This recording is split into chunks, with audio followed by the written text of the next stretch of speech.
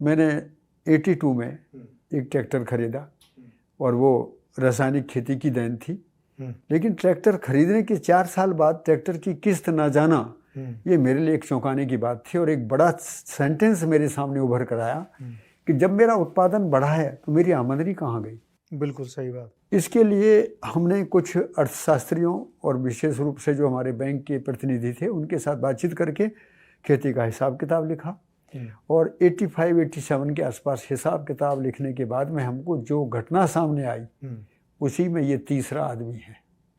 अच्छा। जिसकी चर्चा आप कर रहे थे। ये कौन तीसरा आदमी है? पता लगा कि मैंने जो ट्रैक्टर खरीदा है उसको बाज़ार से लिया है, किसी कंपनी ने बनाया है, दुकान बाज़ार में है।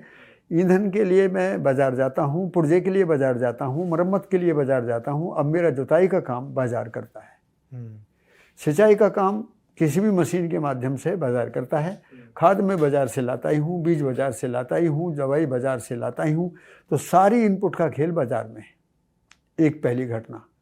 अब मैं उत्पादन के बाद उसके बेचने जाता हूँ तो फिर बाज़ार में जाता हूँ और कीमत फिर बाज़ार लगाता है। इसका तीसरा फेज़, जब मैं उत्पादन से कोई उत्पाद बनाता हूँ तो मैं तो नहीं बनाता, बाज़ार ही बनाता है। और मैं अपने ही गेहूँ से बना हुआ दलिया जब खरीदने बाज़ार में जाता हूँ तो पता लगता है कि वहाँ भी मैं MRP देता हूँ। इसके बाद में मुझे पता लगा कि मैं उत्पादन से लेकर उपभोक्ता तक की हैसियत में कहीं भी मैं खेती से नहीं जुड़ा हूँ। खेती बाज़ार के चंगुल में फंसी है।